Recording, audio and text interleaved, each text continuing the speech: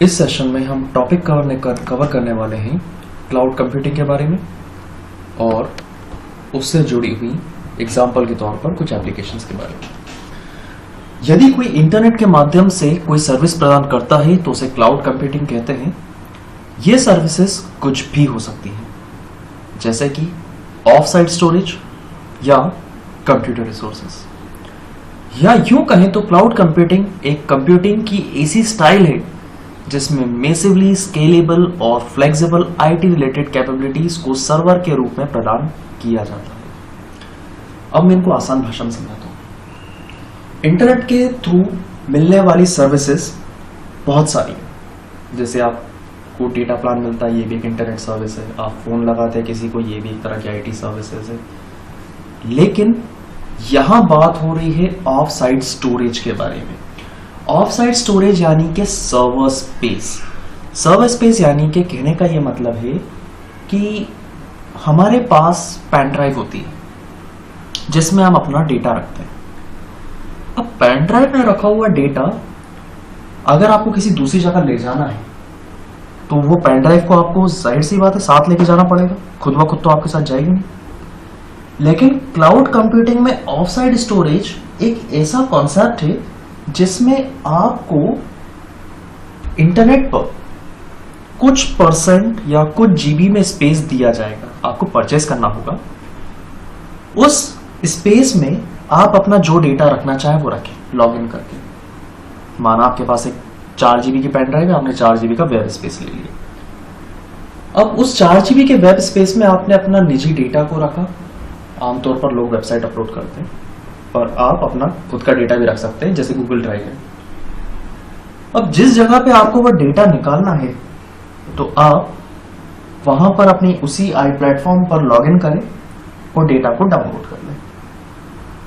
तो कहने का यह मतलब है कि एक ऐसा कंप्यूटिंग जो निरंतर रूप से आपके साथ बना रहेगा। जैसे हमारे सर पे ऊपर बादल होते हैं आसमान में, वो हमारे साथ ही रहते हैं।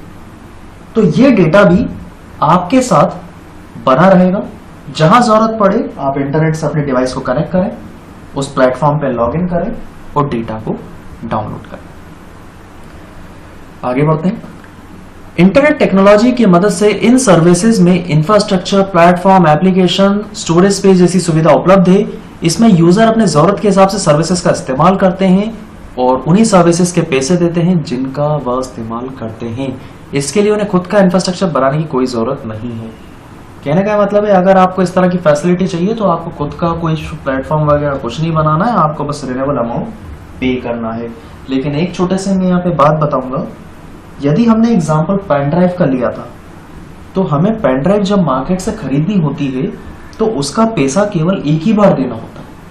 फिर भविष्य में आपको उसकी रॉयल्टी देने की कभी जरूरत नहीं है। मतलब आपने पैसा दिया, पेन ड्राइव आपने शॉपकीपर से ली, वह पेन ड्राइव जीवन भर आपकी होगी। सही है तो भी आपकी, खराब है तो भी आपकी। अब आपका कोई लेना देना शेष नहीं बचा। एक प्रैक्टिकल बात बता, लेकिन वेब स्पेस कभी खरीदा नहीं जाता, यहां पर आपको रेंटल अमाउंट पे करना होता है। किसको पे करना होता है? जिसके सर्वर में आप ये डेटा स्टोर कर रहे हैं। तो वहां पर आप 1 महीने से लेके 1 साल, 3 साल, 5 साल, 10 साल तक का रिन्यूएबल अमाउंट पे करेंगे। यदि आप आपका अमाउंट पे करना बंद करते हैं तो ये जाहिर सी बात है आपको वो सर्विस मिलना बंद हो जाएगी। सारा डेटा या तो आपको निकालने का बोल दिया जाएगा, निकालना चाहे तो आप निकालें, नहीं तो फिर उसे वो डिलीट करके डिस्ट्रॉय कर देंगे। आगे बात करते हैं गूगल प्ले स्टोर के बारे में। ये भी एक तरह का क्लाउड कंप्यूटिंग है जिसमें डेवलपर्स अपनी एप्लीकेशंस को बना के क्लाउड पे रख देते हैं और जिसको जो एप्लीकेशन पसंद आती है या जिसको जिस एप्लीकेशन की जरूरत होती है तो वह उसे अपने एंड्रॉयड डिवाइस में डाउनलोड और इंस्टॉल करता है। गूगल प्ले स्टोर एक ऐसा एप्लीकेशन है जो एंड्रॉयड यूजर के लिए। यहां पर वही एप्लीकेशंस आपको मिलेंगी जो केवल एंड्रॉयड में चल सकती हैं। तो शुरू करते हैं।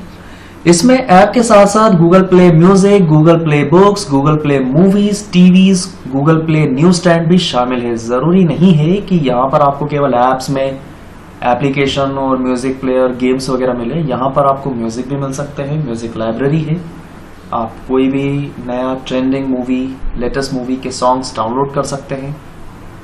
आप बुक्स रीड कर सकते हैं, ऑथर्स यहाँ पे अपनी बुक सबमिट कर सकते हैं ताकि उन्हें कोई भी डाउनलोड करे तो चार्ज दे या फ्री में पढ़े। मूवीज भी आप यहाँ से परचेज कर सकते हैं। आप ऑनलाइन टीवीज देख सकते हैं, डेली न्यूज़पेपर पढ़ सकते हैं। अलग अलग लैंग्वेजेस के आपको यहाँ मिलेंगे, अलग अलग कंट्रीज के भी न्यूज़पेपर आपको यहाँ पर मिलेंगे। इसमें आप सभी ऐप्स को अपने एंड्रॉइड डिवाइस पर मैनुअली डाउनलोड और इंस्टॉल कर सकते हैं। आपकी जानकारी के लिए बता दूं कि यह ऐप्स या कोई दूसरा डिजिटल प्रोडक्ट जो कि यहाँ पर लिस्टेड होता है वो या तो फ्री होता है या तो पेड होता है। ये बात शायद हम सब जानते ही हैं। मतलब कि कुछ ऐप्स को आप फ्रीली डाउनलोड कर सकते हैं और कुछ को इस्तेमाल करने के लिए आपको पैसे का भुगतान करना होता है। ठीक उसी तरह है एप्पल स्टोर। एप्पल स्टोर में आपको भी ऐप्स, सारी चीजें मिलने वाली हैं जो गूगल प्ले स्टोर देता है, लेकिन ये एप्पल यूजर के लिए है। जैसे हम एंड्रॉइड ऐप्स को डाउनलोड करने के लिए गूगल प्ले स्टोर का इस्तेमाल करते हैं, वैसे ही एप्पल स्टोर से अगर कुछ भी डाउनलोड करना होता है तो हमें एप्पल आईडी की जरूरत होती है। जैसे हम गूगल स्टोर पर बिना लॉगिन किए कुछ भी डाउनलोड नहीं कर सकते हैं, वैसे ही एप्पल स्टोर से बिना एप्पल आईडी के कुछ भी डाउनलोड नहीं कर सकते, चाहे वो ऐप्स फ्री ही क्यों ना हो। ये दोनों ही स्टोर्स की मैंडेटरी प्रोसेस है, आपको यहाँ पे लॉगिन करना ही होगा। यदि लॉगिन नहीं करेंगे तो आपको कुछ नहीं मिलने वाला।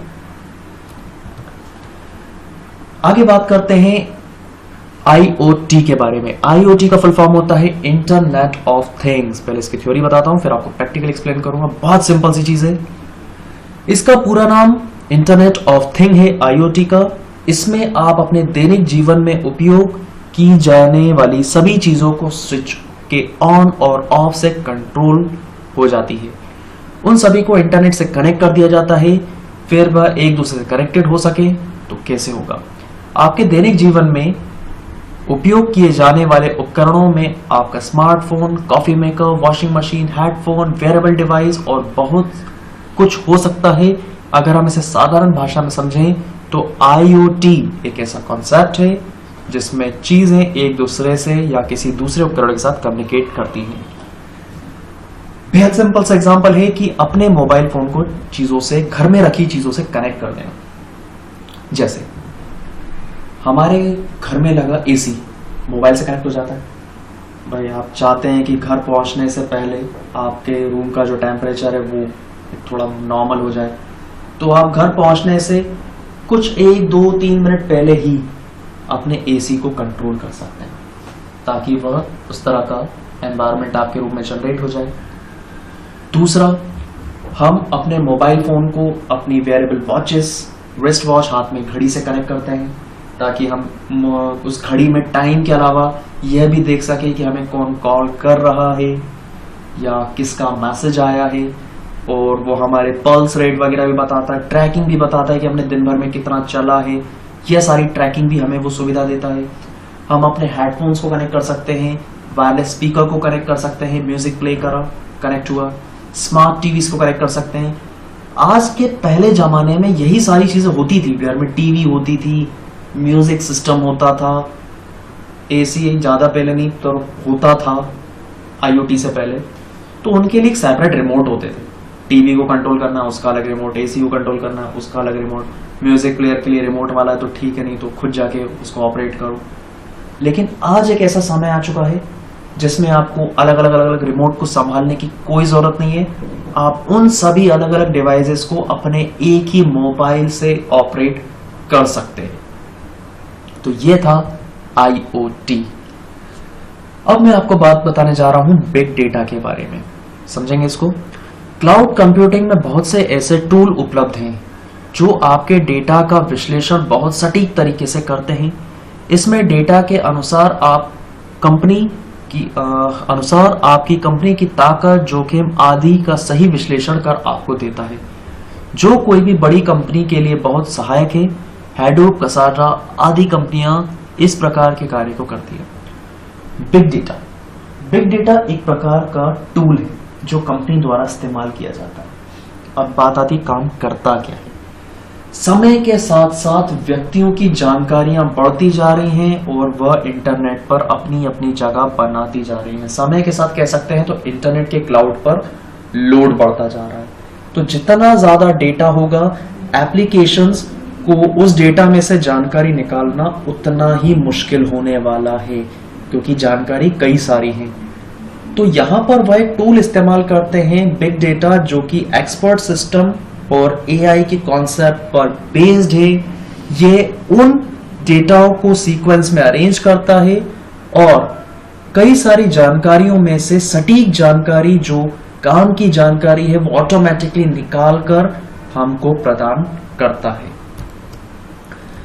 तो आज के सेशन में हम लोगों ने बात की क्लाउड कंप्यूटिंग के बारे में, उसकी application, Google play store, Apple play store, IoT के बारे में और बिग डेटा के बारे में।